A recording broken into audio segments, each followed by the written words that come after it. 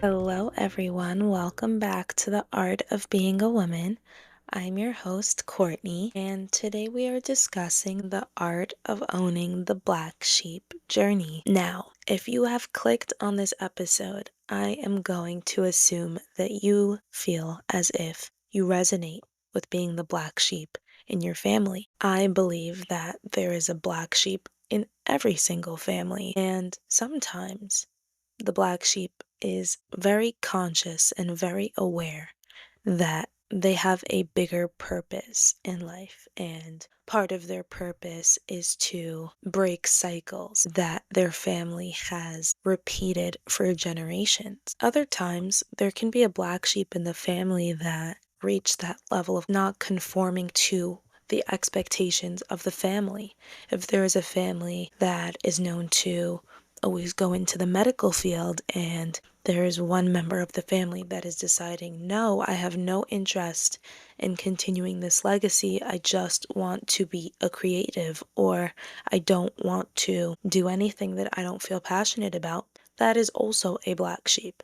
Sometimes it is not as complex as generational trauma that needs to be healed. And so this episode will speak to all of it because, yes, every family is unique and every black sheep journey is unique in its own way. There are still universal things we all have in common. And I believe that discussing these things not only will help us feel less alone on our journey, because it could feel lonesome knowing that many people in our family do not understand why we are different than them and why we refuse to follow the status quo. This episode will also be a guide so you can move forward with clarity and with strength, even if the people around you are not agreeing with you. Before I get into the 4 steps that I wrote on my Instagram account, She Is Artfully Woman, I do want to be transparent and say that I am definitely a black sheep in my family. I'm not sure if they would categorize me as one or not, but I definitely know that I am because the circumstances of my life have just been very chaotic compared to the other members of my family, to put it shortly. And for a long time, I didn't understand why. And so I definitely dealt with that internal back and forth with myself, not knowing if being the black sheep was something that needed healing within myself or if there was a bigger purpose and it was to heal not just myself, but my family and the future in the long run.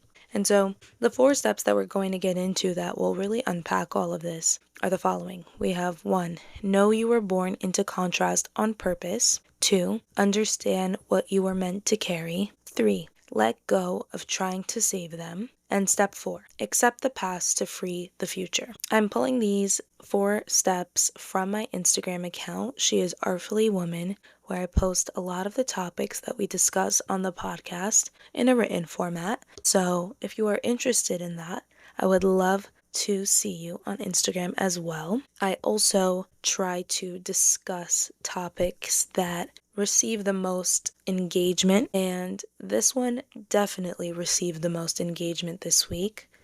I did not expect many people to relate to this post, but now that I'm thinking about it, how can I even be surprised? I believe that most people that are really conscious of their feelings and their thoughts and their dreams for their future are people that have really gone through it emotionally in life. And I believe that it's all intentional and it's all connected. The same people that go after what it is that they want in life were always met with resistance from a young age. And it's because their purpose and their calling was so great that they sort of had to be put into a position where they had to go after things on their own. And if we are brought up in an environment where everyone is supporting us and everyone is helping us progress in life, it doesn't really give us that opportunity to go after things when we aren't being supported by other people. And so I believe that is one of the hidden blessings of being a black sheep. It's not as challenging for us to go against the grain of society and go against the grain of what our family and friends might expect us to do, because growing up, we've been identified as that type of person. We've been seen as that person that just doesn't follow the common path. And so, if you do feel like you are the black sheep, that is something to definitely take into consideration if you are considering going after something that you're not sure about, or going after something that you might not be sure how others will take. At the end of the day, there's many parts of who we are that people don't necessarily understand or appreciate, and yet we still exist, we still survive, and we still flourish every single day. And it's just a matter of other people adapting within themselves to who we are. And it all comes down to us accepting that we are different and that we are meant to be different. And once we accept that and we appreciate that within ourselves, everyone else is left to adjust, and it is their own job to adjust. It's not ours. Let's get into the steps. We have step 1. Know you were born into contrast on purpose. I remember growing up, I had moments when I would just feel like I was so different from the people in my family. And it's not because they're bad people. They're amazing people and they have amazing qualities, and I learn so much from them every single day. But there are also moments when I just feel like the things that we like to discuss, the things that we think about, our philosophies on life, they're so different. And that's great. It's great to have people you're surrounded by have different opinions, because it prepares you for the real world. In the real world, people have different opinions all the time. But when you're a child and you're growing up in your family, there usually isn't much of a separation between who you are and who your family is, because you are a part of your family. You would have not existed without your family. And so when we get to an age where our opinions and our thoughts and our feelings just don't align with our families, it can create some clashing and some resistance. But it raises the question of, why are we born into families that almost contradict us? And also, why are we a part of families that we tend to contradict so much? For me, my family is very religious and orthodox, and that is how I grew up. As I got older, I realized that is not my path, at least not in this very moment. And I have always been very expressive of that. And whether or not my family has loved the idea of that, it's just the reality. And both exist at the same time. They are very religious. I am deciding that is not my path, and we coexist. Although I have reached a place where I accept who I am while accepting who they are, it still made me question whether or not it was intentional. Honestly, it was through that experience of me being different from my family and my family being different of me that I learned to appreciate two opposite points of view. As someone that originally became less religious out of discomfort of being in religion, I originally looked at religion as something negative instead of just looking at it as something neutral. And as I got older, I realized there is so much beauty to religion, and there's so much beauty to choosing to live a religious life. Even though I decided not to follow that path, I still respect it, and I still respect those that have made that choice in their life. Now, the same thing goes with my family. They have had to learn the beauty in someone finding their own path towards religion. And I'm sure it wasn't easy for them, because it wasn't easy for me. Many times when we have our opinions and our feelings and thoughts on how life should be lived and our philosophies on life, we can feel that the complete opposite opinion and thought and feeling is offensive and disrespectful. But when two people love each other and they are willing to really try to understand each other, they will find acceptance in the fact that we are just very different and we just don't see eye to eye on everything. And it's not always going to be easy, and it's not always going to be the case. But I believe, from my personal experience, you could experience contrast with each other and still get along very well. There may be certain topics that you know not to discuss in depth because it's sensitive to both of you, and that's fair. I believe once we are able to really detach from right and wrong and just accept the reality of what is, that we are different from other people and other people are different from us, then we are able to really look at things more objectively and really understand what the purpose is behind the differences that we have. I believe I have become a more accepting and loving and understanding person because I have contrast in my family. Through the discomfort of not being like everyone else, our self awareness and our consciousness becomes stronger. And that's powerful. That's what allows black sheep individuals to be able to see where things need to change and where things have been stagnant for so long. Because families are always growing, generations will follow. And so, as the black sheep, we have the opportunity to disrupt this status quo that might be going on in our family so that when future generations arrive, it's less of a hassle, it's less of a struggle to be exactly who you were meant to be. Many times, if we are not met with resistance, we don't know how badly we want something in life. And so, a simple example, if someone wants to be a singer, and they audition on these talent show competitions, whether it's American Idol, America's Got Talent, and they get a few no's. That resistance, that pushback, that contrast is really awakening their consciousness. It's awakening how they really feel about becoming a singer. Did you want to become a singer because everyone supported you? Did you want to become a singer so that everyone liked you? Or did you want to become a singer because that is in your heart, your dream, and you feel like it is your destiny and that is what you were put on this earth to do? And so in life, this applies to family and this applies outside of family as well. Whenever we are met with resistance, look at it as a test of how badly do you want something and how pure is your desire to be who you are and to stand in your truth. Step 2. Growing up, we are completely oblivious to the fact that our parents have had their own lives before we were even born. Even more so, they have had their own childhoods before we were born. They have experienced their own parents raising them after going through their own experiences. And so we have our parents and the way that they raised us and the way that they treated us growing up is truly a reflection of how they were treated growing up. And many times, our parents try their very best to do better than whatever it is they were dealt with and whatever it is they experienced. Sometimes it may not feel that way because we truly cannot know how our parents were treated growing up.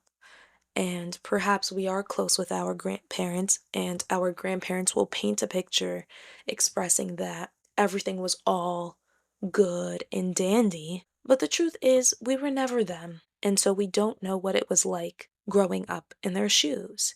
And so what happens is any unresolved pain, any unhealed trauma, any unspoken sadness, anger, resentment that our ancestors have ever felt ends up being passed on generation to generation. Not because we all deserve it necessarily, but because energy must go somewhere. And if we are being faced with these difficult feelings from our family tree, it's because we are someone that can really heal them for good. The black sheep in the family is meant to be the emotional processor of what others were unwilling to feel. And many times it's not even about being unwilling, it's about going through something that is so painful at the moment that you sort of push it aside and you think to yourself that you will get back to these feelings of sadness and resentment and disappointment and pain when you get a chance. But as we know, life gets busy and we end up becoming responsible for the future generation in our family, and we forget about the things that we've gone through, and we forget that we need to heal them.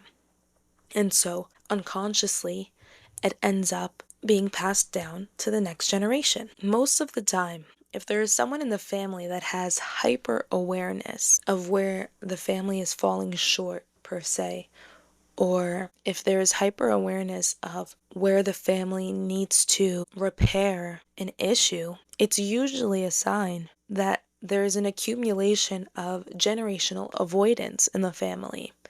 And this makes sense because learned behavior is a thing. Many times when we witness the people that we love process pain and sadness and anger through avoidance, we tend to think that is the only way of survival in this world. But it's not. It ends up getting transferred to a different person in the family if the family is unable to process it on their own. We need to make sure that these inherited emotions that we accumulated from our family does not become our personal identity. Many times when we're young, if we realize that we're a black sheep, we could internalize this emotional weight as our identity. Maybe we feel we just have anger issues, maybe we feel that we're depressed, whatever it may be. We have to really look at these beliefs about ourselves and get to the root of them. Since when did we start to believe that we're an angry person? Since when did we start to believe that we're a depressed person, or that we're an avoidant person, or that we're lazy? Whatever it may be, many times it is passed down. And it's passed down for a reason.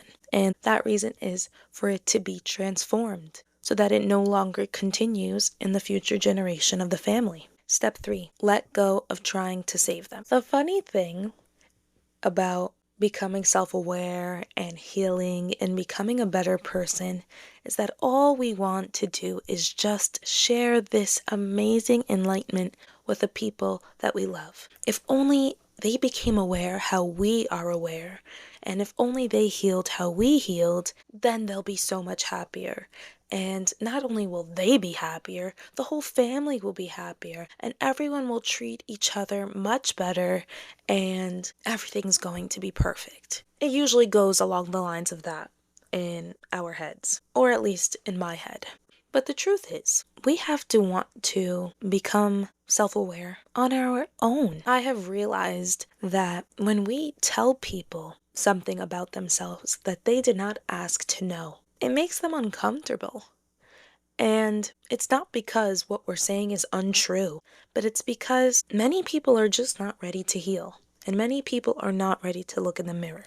And so when forcing someone to do that, it makes them feel shame and it makes them feel bad about themselves.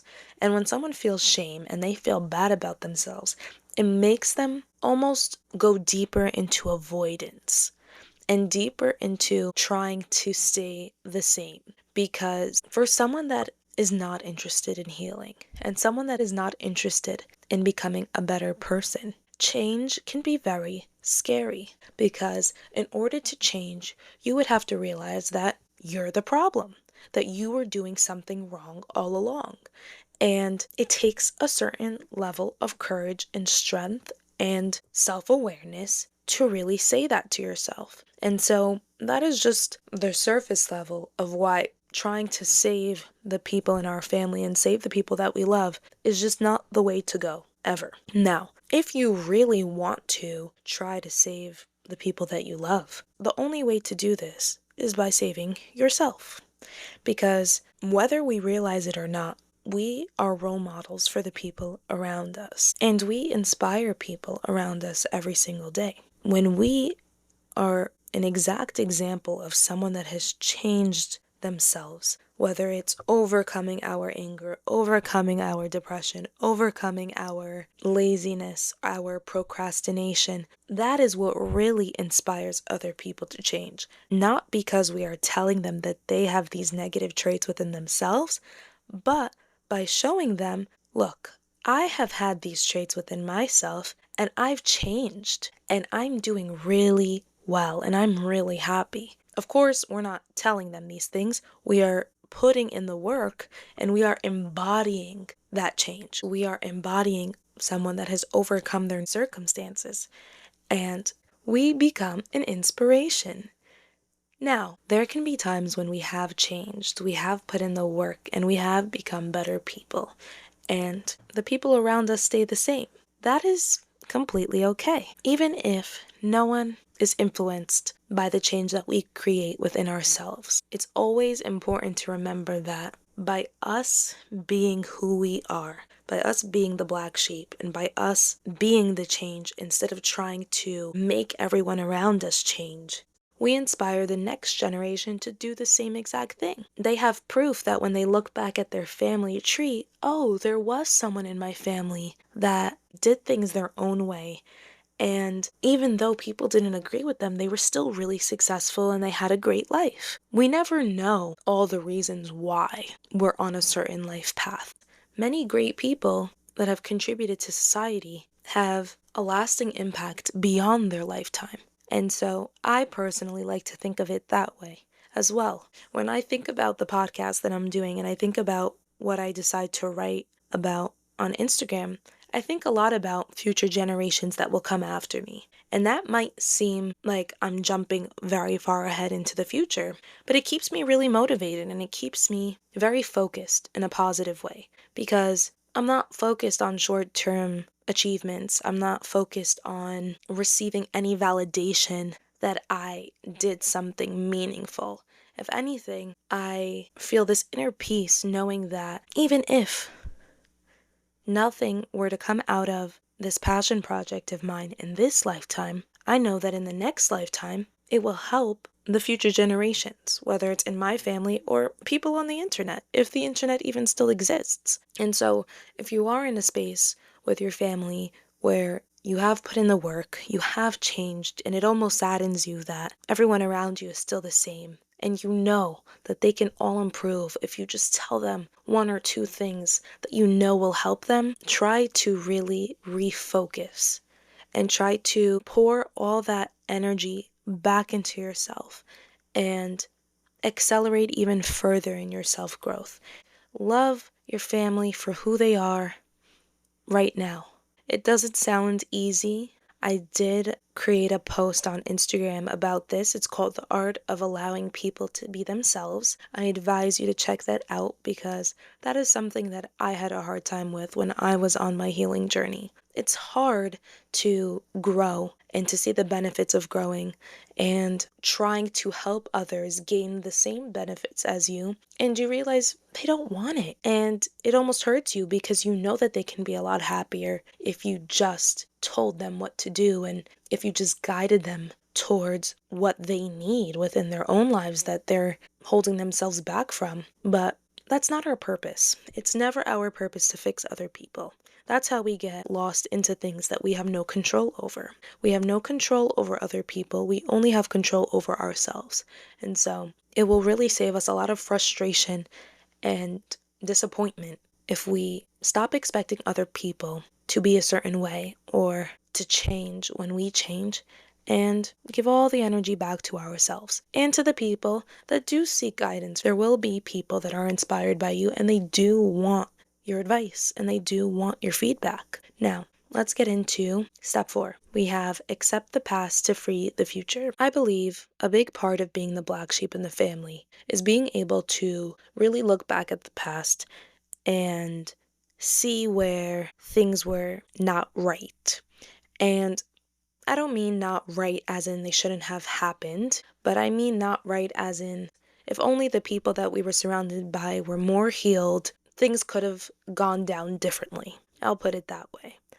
And this is tricky because it keeps us stuck in the past. For us to think if people would have had more self-awareness, would have taken more accountability, would have grown up, fill in the blank, we don't allow ourselves to just come to terms with what has already happened. This is not easy. It's not easy to accept our past. I actually created a post on this as well, the art of embracing your past. The only way that we can experience a future that we love, that is not a repeat of our past experiences that we didn't enjoy, is only if we fully accept our past for what it was. And that does not include thinking that it could have been different had other people been different. It can't include holding resentment for the way that people treated us and acted in our past. It has to be full acceptance of what we've experienced up until this point and not wanting to change it. Everything that we've ever experienced in our past is intentional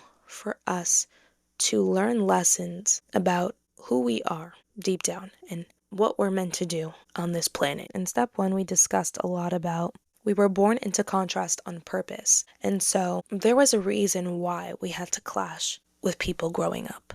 There is a reason why we made people uncomfortable growing up. We don't need to try to fix that now by blending in with our family now that we're older. We don't need to fix that now by becoming more quiet if we were more outspoken. We need to accept that it is perfect that we were made to be the black sheep.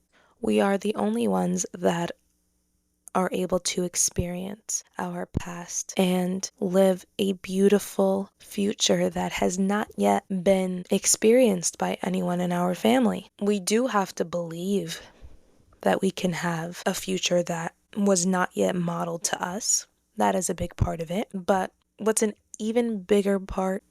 Releasing the past. And we can only release the past by accepting it for what it is. There is nothing that is a mistake. There isn't one thing that you should be able to tell yourself, if this one thing didn't happen, then I would have been X, Y, and Z.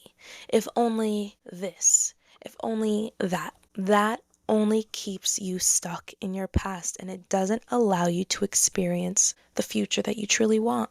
And so, if you are struggling with this, just know I feel for you. And even the fact that you're struggling with this is a good thing, because it means that you no longer want to be struggling. You no longer want to feel entangled in this self-doubt of being the black sheep. And you're right. You shouldn't feel bad for being the black sheep. You shouldn't feel like, why me? If anything, you are so lucky you get to be the black sheep, because you are powerful and you are clearing up generations of emotions that were not able to be cleared up until this point. The cycle truly ends when our experience is no longer tied to our identity. We are not who we are because of our past. We are who we decide we want to be. I hope you enjoyed listening to this episode as much as I enjoyed making it. Thank you so much for taking time out of your day to listen. If you enjoyed this episode, please rate this podcast and share it with a friend or family member. You never know who this may help. I love you all. I hope you have a great week. Until next time, bye for now.